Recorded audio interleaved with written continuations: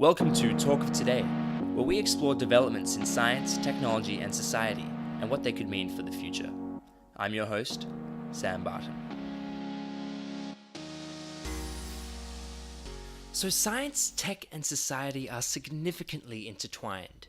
This episode is a perfect example of how this is the case. Today I'm talking with Amal Graafstra, founder of the company Dangerous Things. Amal is one of the guys that put biohacking on the map. Biohacking basically means managing and tinkering with one's biology using a combination of medical, nutritional, and electronic techniques. For many, the aim is optimization, making the body the best it can be. However, for some, it's augmentation, surpassing the body's biological constraints. So Amal and I chat about the normal stuff, like sticking chips and magnets in your hands so that you can literally pay wave or go full magneto. We talk about how he got started in biohacking by waving his way through doors. We talk about upcoming developments in the realms of body augmentation, including what could be the future of digital security, as well as the genetic engineering technique CRISPR, anti-aging technologies, as well as a whole bunch of other stuff. If you stick around to the end, you'll hear me jump on my digital soapbox again and talk briefly about the ethics of genetic engineering and the responsibility that comes with taking our evolution, biological and societal, into our own hands. So this was actually the first podcast episode I recorded. It happened in December of 2016, so I've taken a little bit of time getting this off the ground. I was so excited that Amal agreed to have a chat that I didn't really think through when would be a good time for me to actually do it.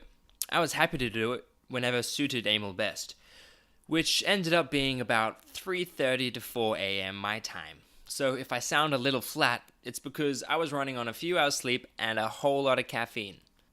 Anyway, on to the episode with Amal Graafstra, the man who is inspiring people around the world to reimagine what the body is capable of. Enjoy!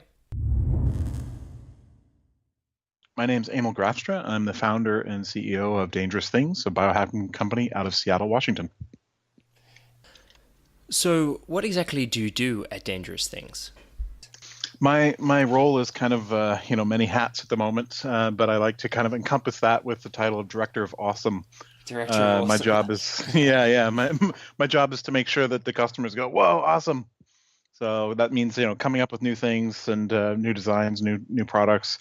New ways to use them, trying to expand beyond just the product line into application side. So, collecting information about like what locks work with which transponders, what devices are compatible, et cetera, et cetera. Just keep expanding. So could you just begin by just generally defining biohacking and where it's at the moment? Sure. So one of the things that I like to talk about is the word hacking, because it has a negative connotation. And what I want to point out is really it's just about the definition that applies to hacking that I like is it's an unconventional approach to solving problems or achieving a goal.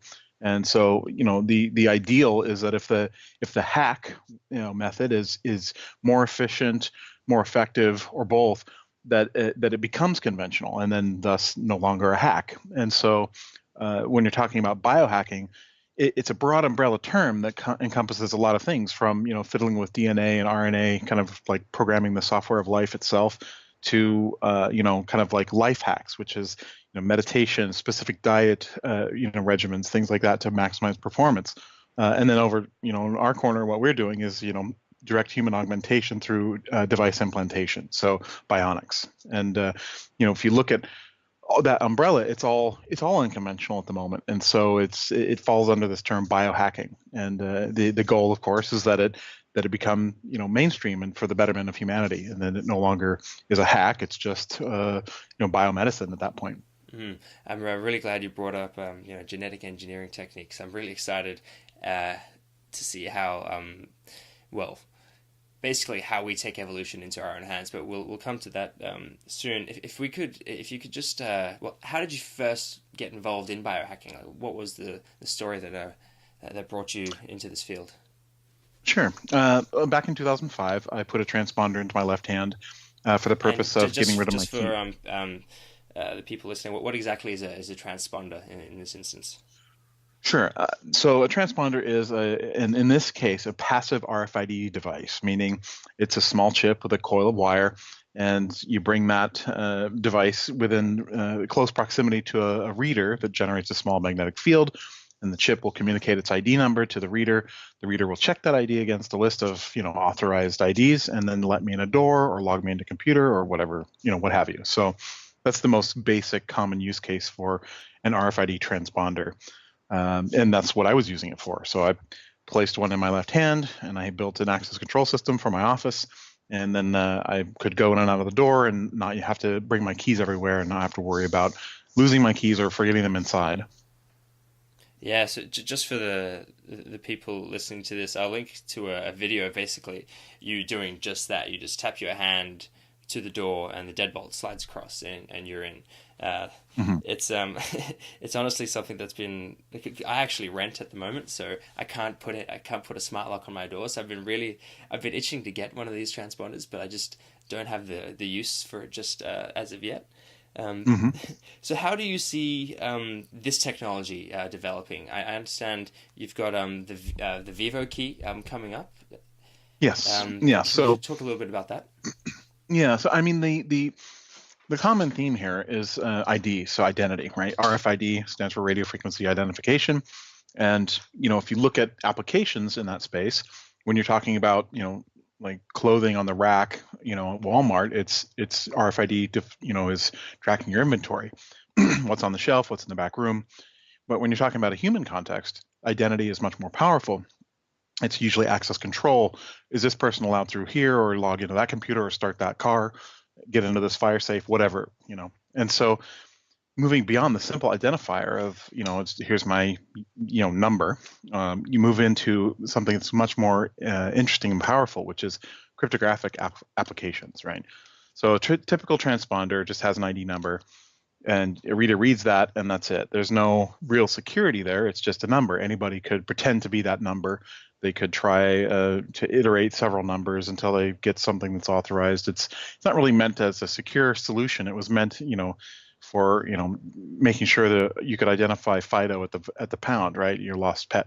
You could be identify him that way or whatever. So when we're talking about human identity, we have our biological identities and then we have our digital identities. And in the modern world today, our digital identities are much more valuable and stealable, right? Identity theft is a huge problem, and we don't really think about right now our identities being tied to value online, but they really are more so than just our bank accounts. You think about data. Hostage crisis type situation where you have somebody who encrypts your data and then they hold it ransom. So you have to pay them to decrypt it and get your data back. So the same thing could be true in the future where, if you look at the Facebook accounts, the Twitter accounts, things where you have real social value, not monetary value, but your own social value online.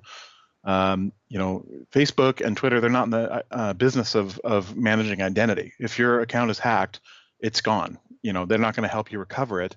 They don't have time for that, and that's not their core business. So that's fine if you have a Facebook account that's got a few measly pictures on it. But if you think in the future, Facebook's going to be around, decades. You might have 25, 30 years of history, family photos, things that you don't actually have on your own computer anymore, in your account. This has real value to you. And so, and it has real value in terms of interacting with the world. I do a lot of communication and business through Facebook, just talking to people and managing groups, things like that. So identity becomes very, very, very important, particularly digital identity.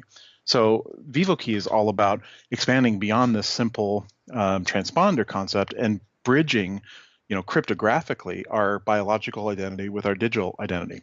And the idea being that you can actually prove your identity through a mathematic algorithm. So the same strong encryption and cryptography that's used to secure encrypted data and transactions online can be used to also identify you and make sure that if your account is compromised or something like that, somebody takes control of it, that you can easily prove cryptographically in a way that nobody else can that this is actually your account, you own it. And so at the moment, these websites are not set up that way. They're set up for standard username and password, very insecure, very poor way to go about user identity.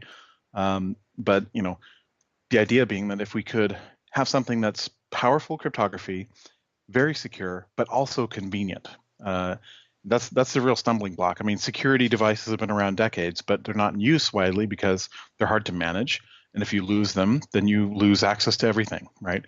And so by having an in vivo device, you actually are kind of bridging that biological identity with the digital in a way that's you can't really lose it, forget it, and it's extremely difficult to have stolen from you. A lot of people jump right to the, oh, you're going to have your arm cut off, but I mean, the reality is this just hasn't happened. I mean, there's a billion, smartphones out there that are used for paying and accessing bank accounts and everything, and they use fingerprint identification, but nobody's getting their fingers chopped off. It just doesn't happen. But our minds are set up in a way that people jump right to that. Yeah, right, yeah. Exactly. Lots to worry about. People really worry, especially in 2016. Yeah, especially in 2016. So, would you say that this could be the future of digital security? Yeah, I mean, security is really about identity, right? Security and privacy, they're often kind of set out there, but they both have to do with identity, right? Every key in your keychain, every card in your wallet is an identity token, and it identifies you for the purpose of accessing something, right? Either it's a home, a door, paying with a bank account, so you're accessing a bank account through the identity token that you have in your wallet, the credit card or whatever. But they're all tying back to an identity. Who is allowed to do what? And so, you're moving beyond that into privacy and security. If you want to, say, encrypt your laptop so that only you can boot it, that's a privacy and security application that's also tied to identity. Obviously, you are the owner. You need to be allowed to boot that laptop.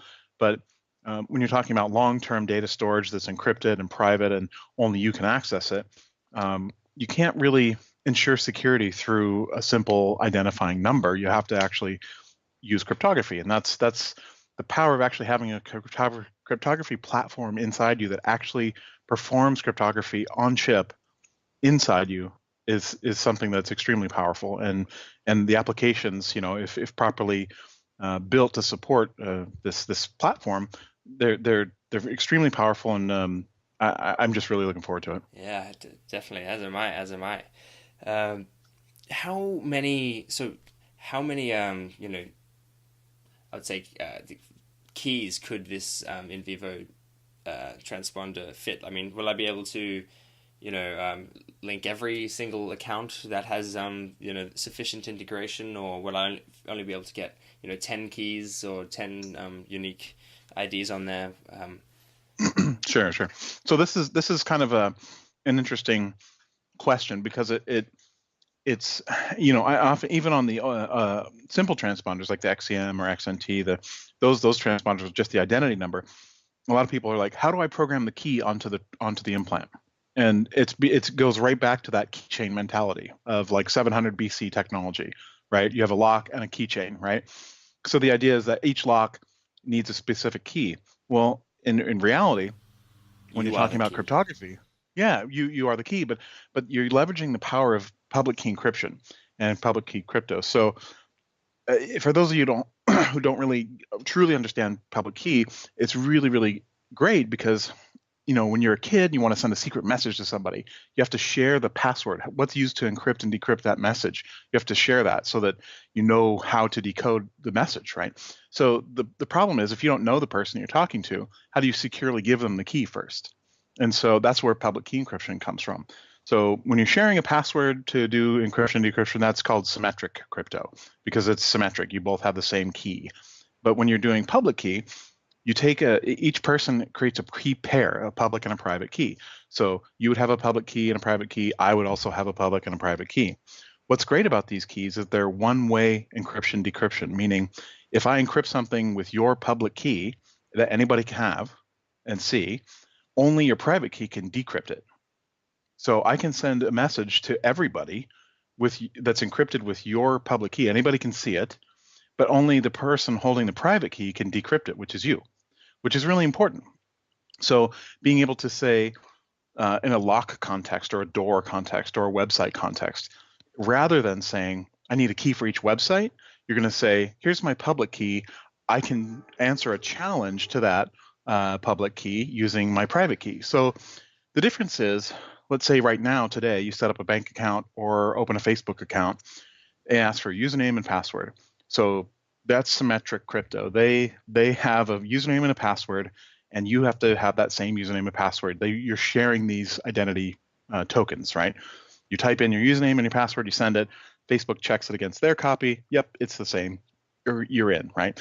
And ideally, you make them unique across websites, because if Facebook is compromised and somebody gets those information pieces, they could then go to any other website and log in. But with public key crypto, you just give the website your public key, which anybody can have. It's not very powerful on its own, but when you want to log in, Facebook says, okay, I'm going to encrypt a message with your public key and send it back to you. Then I can decrypt it with my private key and then re-encrypt it with Facebook's public key and send it back to them. So Facebook knows, okay, I just issued a challenge to the person that's supposed to hold the private key for this public key, and I can decrypt it and send it back to them using their public key. So in sending the message to me, the challenge, I can decrypt it and re-encrypt it with theirs and send it back to them. And that's a full circle where that challenge has been encrypted the whole way, and it proves that I have the private key for the public key of that account. So anybody else can say, "Oh, I'm Amal. I have this public key," and Facebook will go, "Prove it. Here's a message that I've encrypted with that public key. You have to send it back to me." And they can't do it because they don't have the private key. So in that essence, one key pair, a public and private key, could be used for infinite locks, infinite websites, infinite doors, because it's an identity token that's cryptographically provable. That is so appealing because I am sick of having to change my password and come up with crazy conventions to apply to different sites. I'm Yeah, and very it's not excited for it's this not really future. secure, right? No, not at And all. some people will, they'll want to say, well, what about fingerprints or biometrics? That's coming, right? And and I say, no, it's no better than the password you're typing. In fact, it's worse, because the username and password is analog data you're typing into a computer keyboard. It gets digitized, it gets sent to Facebook or whatever. It gets checked against the hash of that and compared. When you submit a fingerprint, the same thing's happening. Analog data is being digitized, and then it's being sent across, and Facebook's checking it. The difference is, when you see a website get compromised, they say, "Oh, we had a break-in and somebody got to the password table, so change your password and make sure you don't use the same password for other websites because we could be trying it." And that's all well and good, except for the fact that if you have biometric data that's sent, a biometric data hash is created in the same way, and the same set of rainbow tables or attack systems could be used to, kind of reverse engineer that biohash, biometric hash, and then that's something they have for life. You can't change a fingerprint, right? Like you can a password, you throw it away. So it's actually much worse. And what it boils down to is the body is not a secure token. It's not meant to be used for security. It doesn't work. And anything that's analog can be sampled and emulated, and that's just the reality. So we need something stronger. We need something that's cryptographically, provable and strong, and also part of our biology. So in essence, the Vivo key is upgrading your body to be able to do cryptography, which is pretty amazing. Yeah, so let's speaking of upgrading the body, I was wondering if you could just talk a little bit about the philosophy of transhumanism, like the idea that we are now at a point where we can take our own evolution into our own hands and basically choose the course for our future. It's vastly, it's hugely interesting. I just want to hear your thoughts on Sure. that. So, evolution is two things. It is mutation, random mutation, and selection. And that can be artificial, like we did with dogs, or it can be natural, like it happens every day in our environment. So in, kind of modern societies, we're opting out of certain selective processes. We're creating our own social processes for selection and mating and all of that. But the uh, selection processes that are, killing babies because they have a heart defect at birth, right? We have medical science now to be able to opt that baby out, to be able to do surgery, save the baby's life, right? And that's the moral and correct thing to do. We can't solve the genetic problem yet because there are technological, but also, societal issues standing in the way of that. But the moral and correct thing to do is actually to genetically engineer that defect out of the baby, right? So do the surgery, save the life, then modify that gene so that that baby grows up and does not pass that on to their offspring. And that's a huge step and leap in our evolutionary process where we've been just focused on the selective side. How do we use medicine to increase lifespans? How do we ensure people have a better chance at life and procreation and so on? But on the mutation side, on the part that actually invokes change, it's just been random. And 99.99999% of mutations are typically not good, right? They're defects, they're lethal problems, or at least if they're not lethal, they're detrimental, right? And so every once in a while you get a mutation that for our current environment seems positive. There's a child born every, I don't know, couple hundred years that has like a very high metabolism, very low body fat, very overdeveloped musculature very early on. So they're very strong. Yeah, and I've a seen lot of people. those videos of those kids. I think the Yeah, ones that are doing those crazy exercises. yeah, exactly. And a lot of people look at that and they go, "Ooh, that's a great mutation. That's superhuman. That's, we all need to be this, right? We all need to have this gene and be super strong humans." But what they fail to understand is that evolution is mutation and selection, and it's the selective process that really matters. And so, if that child was born here in America or in a place where we have plenty of calories, right, it's not a problem. But if that child was born in Africa, it'll die immediately because the lack of resources, that those children have to eat several times a day, and if they don't get food in a day or two, they'd starve. The metabolism doesn't slow down, and so that's a detriment to them in an environment that doesn't offer a constant flood and flow of calories. And so, you look at that and you have to decide, is that a positive mutation, or is it a negative mutation, or is it somewhere in between depending on your environment? And of course the answer is it depends on your environment. That kid could never go to space, right? You couldn't bring enough food for that one kid, right? So these are the kinds of questions and the ways of thinking that need to be brought up. And when we start talking about genetic evolution, when we're starting to guide this process, there's going to be fallout, right? There's going to be people that choose to put these kinds of mutations into themselves or their children, and they don't fully comprehend the evolutionary process and what that could mean. If their child gets stuck camping out in the woods for 5 days and they run out of food in a day because they have this mutation and this very high metabolism, that's not good. And so you're going to see all these crazy designer babies, yes, but you're also going to see the creation of a human species that is going to be able to have kind of a morphological freedom, an ability to actually design themselves. And we're kind of doing that now with both medical and non-medical implants, where people are looking at like cosmetic surgery for this kind of aesthetic modification, but we're going to go well beyond aesthetics. It's going to be the focus, of course, at first because people are vain. But you're going to see, space programs starting to pick this up and say, okay, how can we actually modify a human being for space travel? How do we lower them? Yeah, no, I was thinking about this earlier on this year.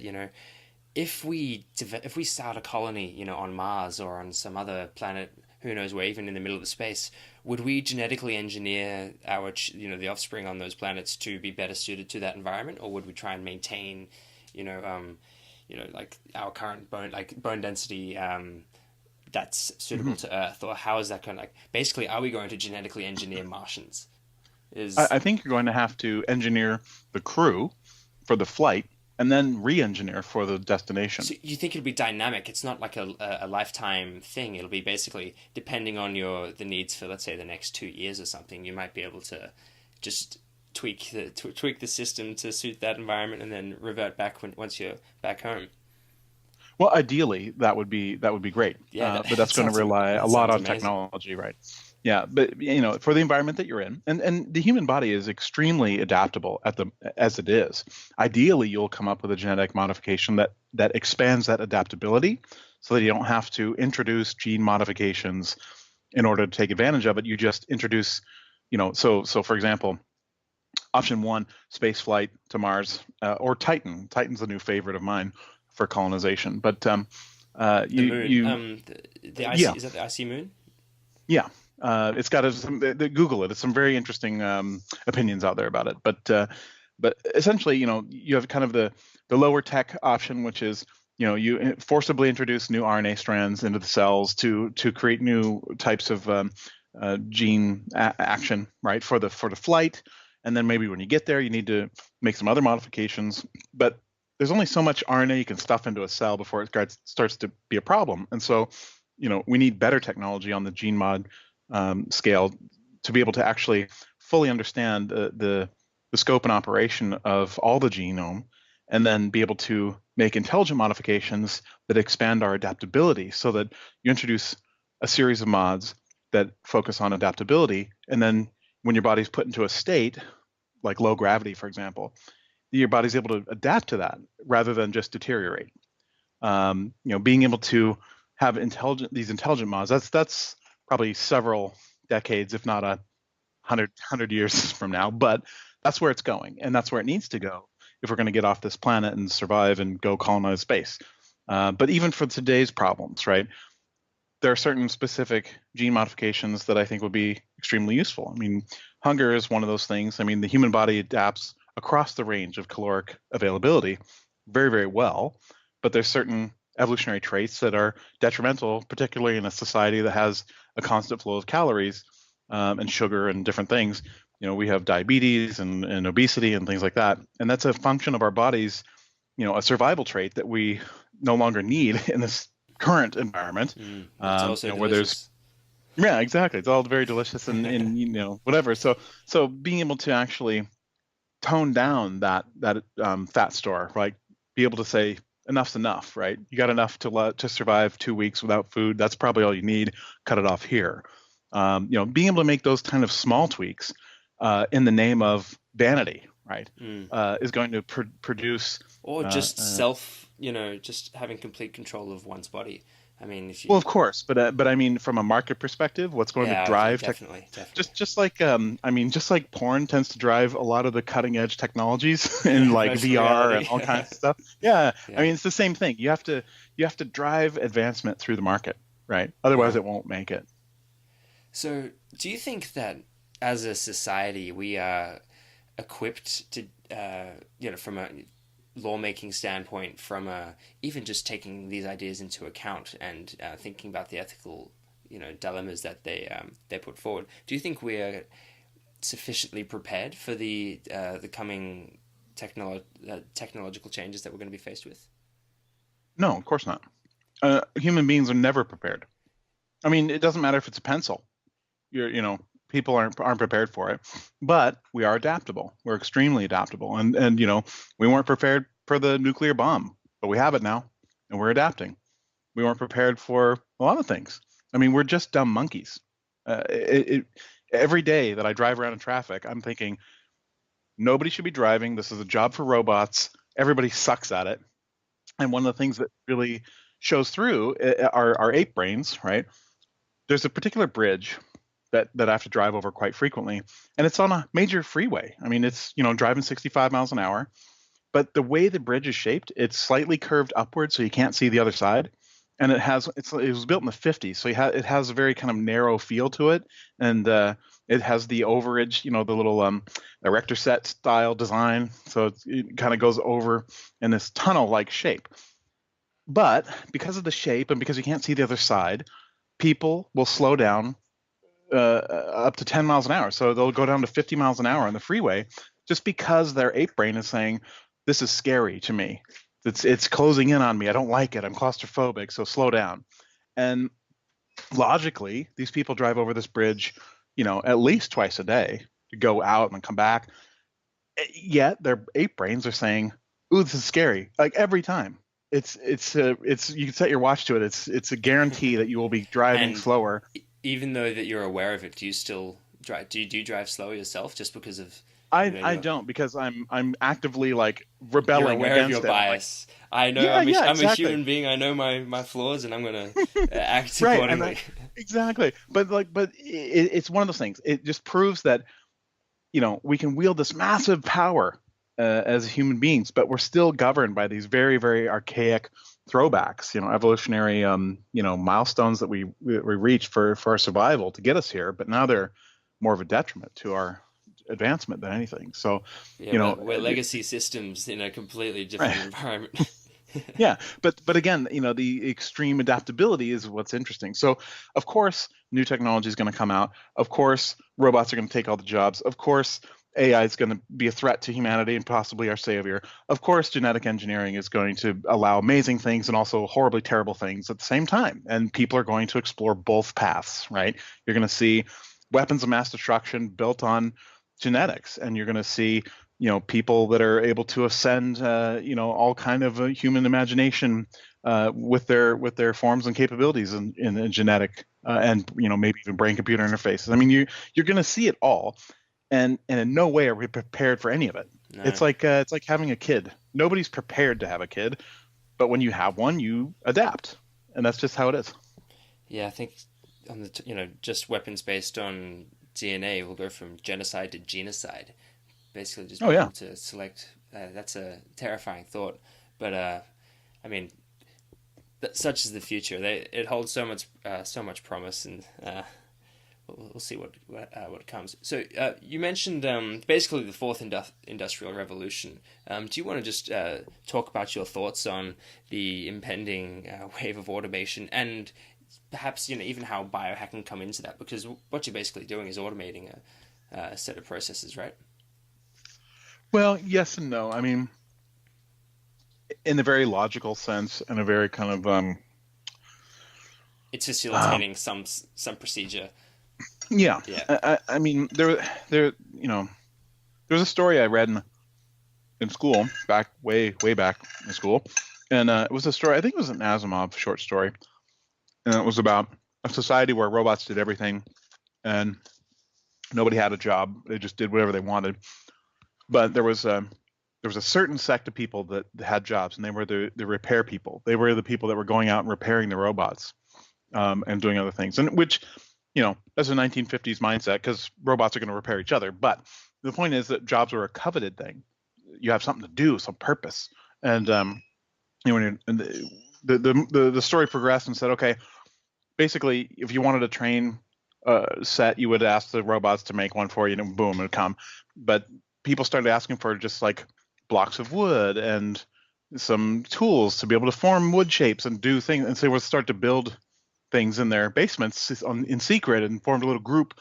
And then the government found out about it, and you're making things, that's the robot's job, you're not allowed to do that. And so it was very kind of interesting. It turned everything on its head, and I don't know if it's going to get to that extreme, but it's definitely a major difference where in the past, if we think about our tool set, this is what it comes down to. Human beings have always been tool users. We picked up the first rocks, we started pounding stuff with it, and that was the ascension of man, right? Like our tool use is not unique to us. Apes do it, birds do it. I mean, tool use is common. So what's interesting is in the case of what we're doing, bionics, our tools have gotten to the point where they're so small, and if well designed, they're so transparent and kind of managementless that they can literally go inside of you and become part of you, in a way that your cell phone never will. Something that you wear, a Fitbit, something you pick up or put on, it's never going to be part of you. You might feel a very strong attachment to it, but it's not going to be the same as how you're attached to, say, your kidneys. Um, you know, Likewise, when you're talking about robots, the fourth industrial revolution, um, you know, kind of AIs operating in real physical space through robot interfaces, that is a whole different set of tools that is now designing, maintaining, and operating independently of us. And that's a new thing. That's something that's not happened before. You're going to see this secondary society built around this automation to the point of even control systems are automated, even repair systems are automated, even the idea of what's to come next is automated.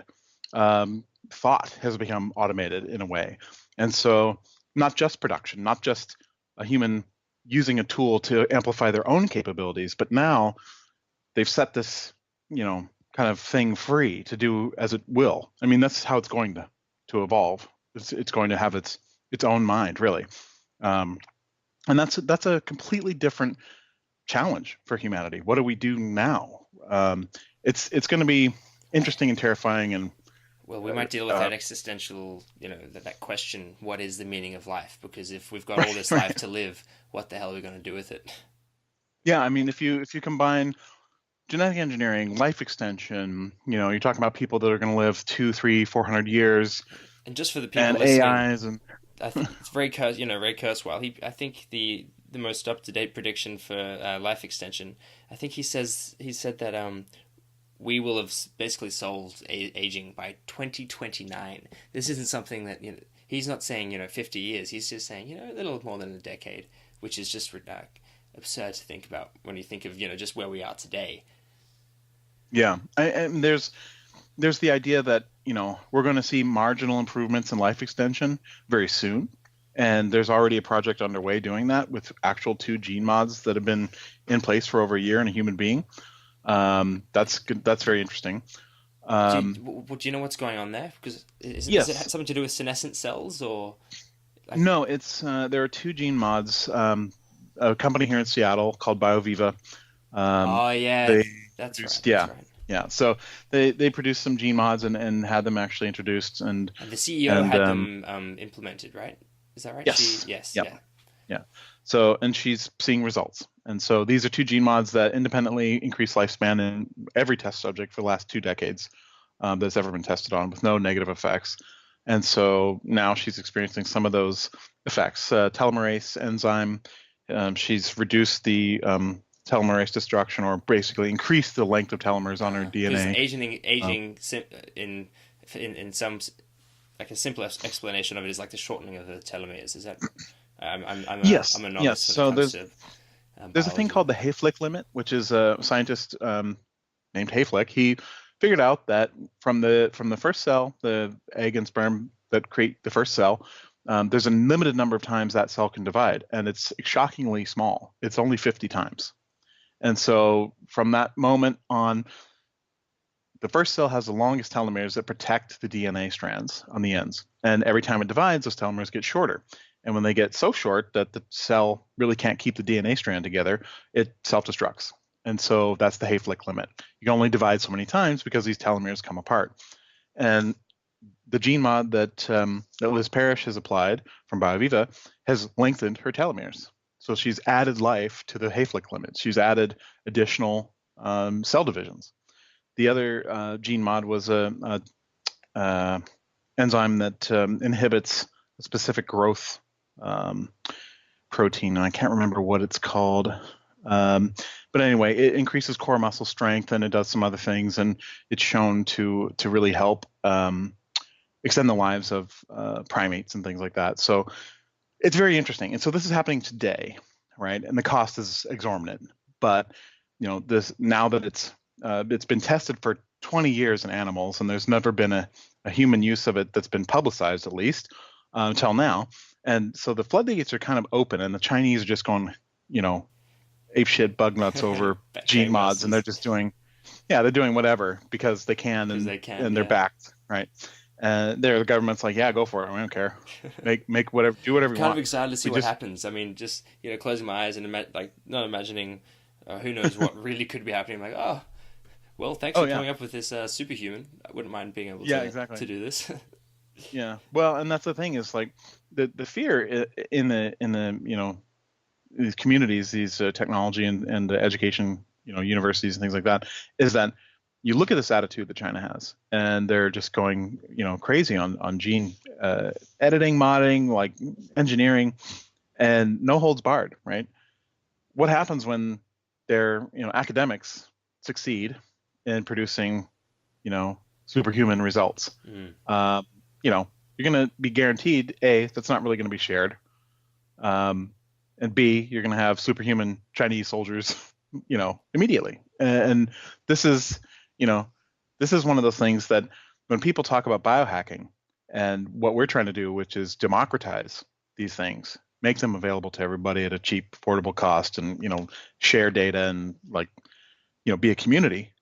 That is not going to happen at the state level, right? So the concern that we get faced with all the time, or the questions we're asked, is what about the haves and have-nots? And we're like, are you kidding me? Like, look at the time span between, the first household getting a landline telephone and it being ubiquitous. That was decades.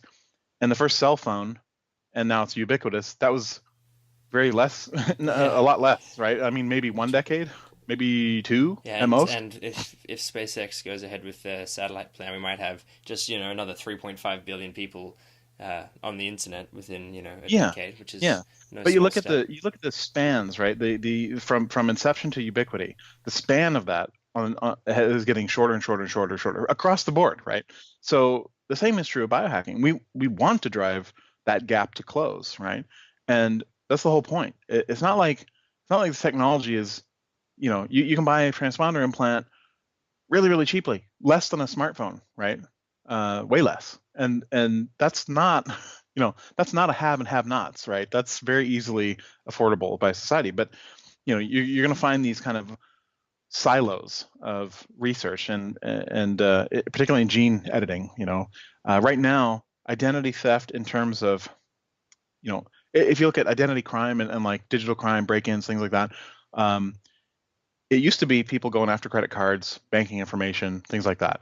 That is not the hot ticket item right now. Medical data is being stolen like hand over fist, and it's extremely valuable, right? So you look at hospitals getting compromised, new targets of opportunity where, they have lax security. They've never really been targets before. These things are happening now. There's massive data collections in medical science and medical data. So you're looking at kind of this almost this weird landscape of clandestine attacks against regular citizens' medical and genetic data, to collect it and do what with it? I don't know. Analyze it, figure out your best method of attack for a society or a town or person or who knows, But it's very The it's questions are very all there. yeah, it's very terrifying in one sense. You know, you, there's like I said, there's going to be hope and terror, but it's across the board. That's just how people work. Yeah. Well, I may be naive and I'm very optimistic, and I think we've got a good future ahead of us. Yeah, I feel good about it because I'm firmly of the belief that if you want to predict the future, create it, right? And I used one of the things I like to tell people is that if you're scared of being controlled by technology, build the technology so that you control it, right? Like And you're it's doing that. yes, That's exactly. exactly what you were doing, yeah. And I thank you for it. I'm very excited to get my own Vivo thing. I just like Awesome. in Australia. I don't know if you have this in the US. It might not be called the same thing. I think you do have it. It's basically called PayWave, and you tap your you can tap your smartphone or your bank card to pay, and with your implant, it will literally be a PayWave. And I cannot wait for the day when I just walk into a store and wave my hand over it and then just wink at the cashier as I leave. And they just think, what the hell just happened? Yes, exactly. And that is yes, EMV payments, tap and pay, contactless payments, PayWave. It's all coming. The Vivo key is you know the technology exists. That's not the issue. The prototype Vivo keys we have here can talk to the payment terminals. Not a problem. The problem is again coming down to people, agreements, and collaborations. And so in order to get PayWave, we need to talk to Visa. And in order to do that, we need to say, yeah, it's an implant, but let us worry about people being wigged out about it. Like, you know what I mean? Yeah. Like they want to control their image, they want to control everything. So it's been a hard slog. I mean, we've been talking to Payway, Visa and Mastercard for a little over 2 years now. So Have you looked it's into Bitcoin, using it as a way of transferring Bitcoin oh yeah, of course. And there's already a or Ledger wallet app for Vivo Key, for and Vivo you Key? can Oh, great. yeah, yeah. So you can kind of So there's circumvent other if we move towards cryptocurrencies sooner rather than later, perhaps um, it may accelerate the process of yes. Vivo keys. Yeah. Yeah, exactly. And being able to actually treat, non in vivo devices, just cards in your wallet, be able to treat them as applications platforms, not just this card for this bank account kind of thing. So yeah, the fact that the Vivo Key is a programmable platform is very, very exciting because we try to design things to have at least a 30-year useful life. if you're going to put it in your body. And being a platform that is programmable, upgradable over software, over the air, it's going to achieve that, I think. It's very exciting. So, just for the people listening who are, now they're convinced they want to get an implant, an NFC implant, what would you say to them? Like, what sort of considerations do you think they should make before they make the decision, or just do it? Um, I mean, a lot of people don't want to do it because they think, ew, gross, right? Or they have a visceral reaction or something like that. But that's just, again, that's the human ape mind, right? I mean, people don't have any problem getting their teeth drilled and filled or ear I've piercings got a bit or of a problem getting my teeth drilled. well, I know, but you still do it, right? Yeah, Okay. definitely. Because Out of the necessity, application is compelling, right? You get to keep your teeth and eat, right? That's a great application. So yeah, definitely. sure, drill my teeth.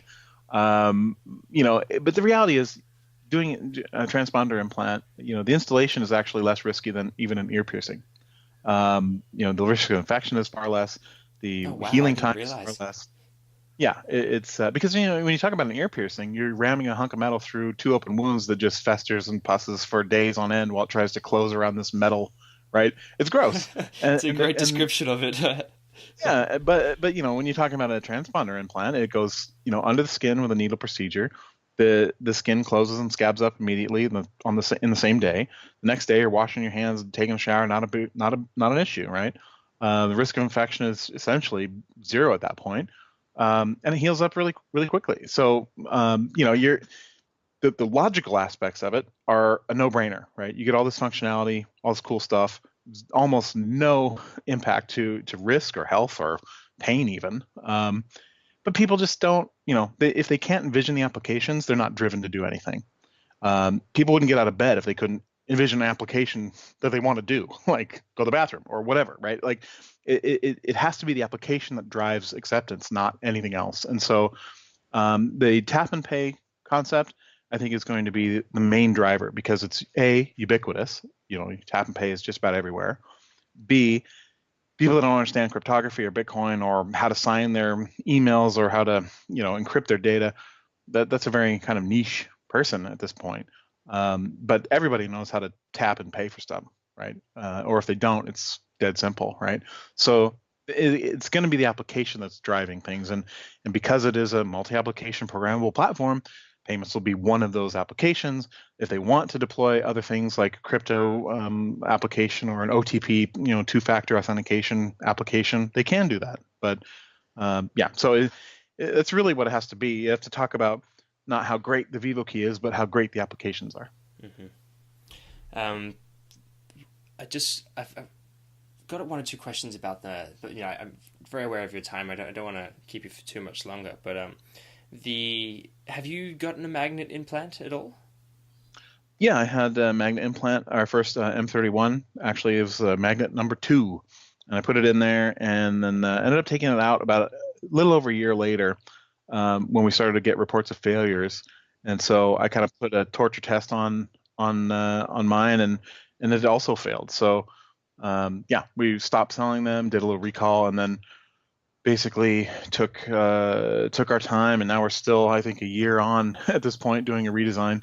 Uh-huh. So can you talk me through just the sensation, like what it does for you? I mean, I know it basically gives you like another sense. You're seeing a part of the world that we were previously closed to. What was that like?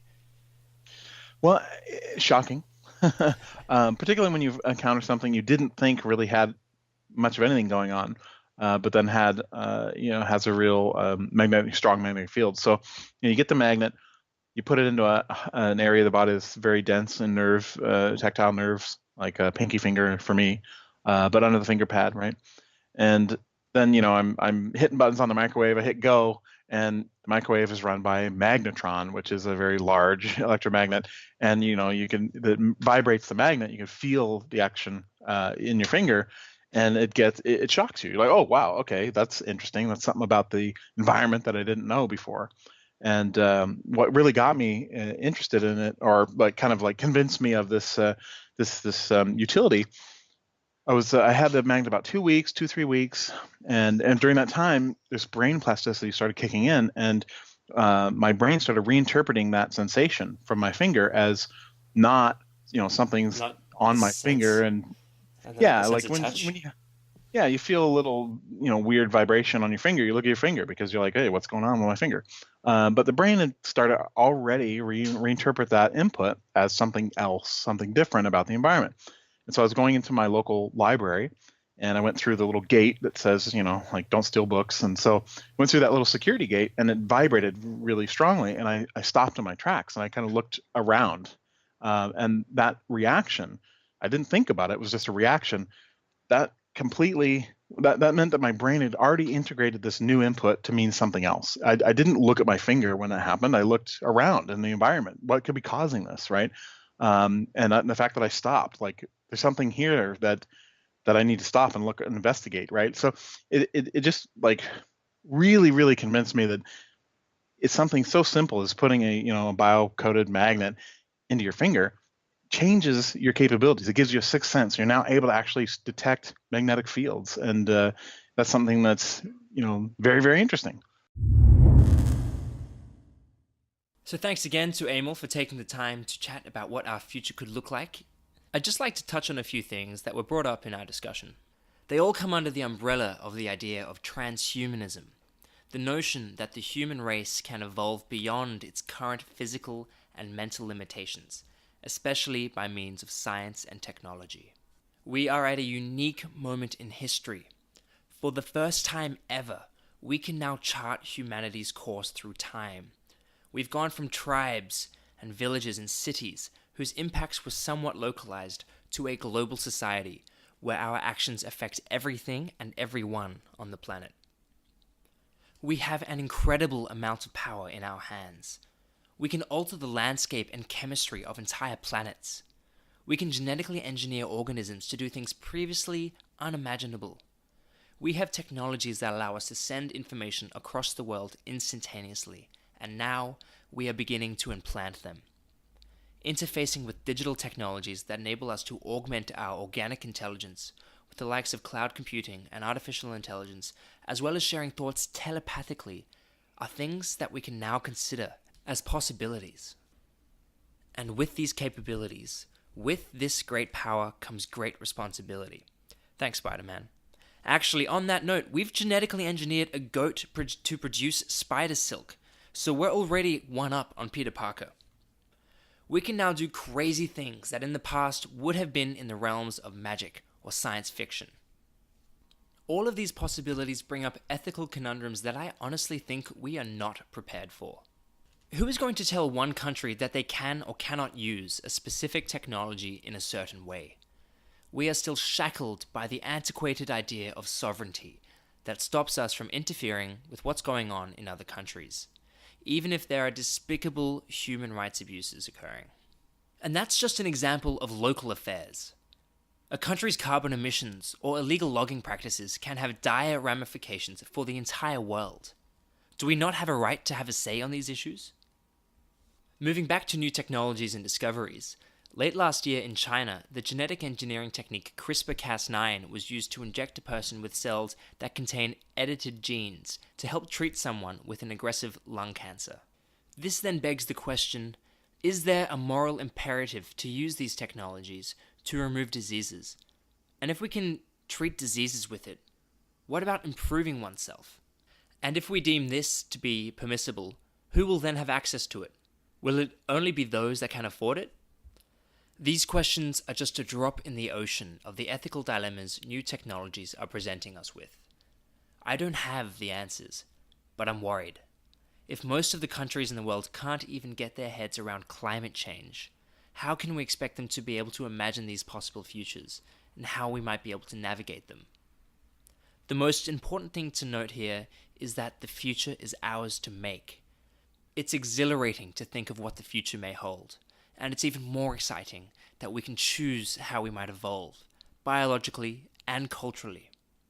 The only thing constant in our world is change, and if we have the power at our disposal, we should guide this change. We just need to do so responsibly. Anyway, I hope I gave you some things to ponder. Thank you very much for listening. If you have any comments or questions or anything, please just get in touch. Comment or email me. Whatever. I'm happy to chat. If you're liking the podcast and the content, and you think these are ideas worth spreading, please rate the podcast and share it. The things mentioned in this podcast will be up in the show notes at talkoftoday.com/podcast. If you want to keep up to date with our content and what we're up to, subscribe through the website and head to Facebook and give us a sneaky like. And that's all, folks. Peace and love.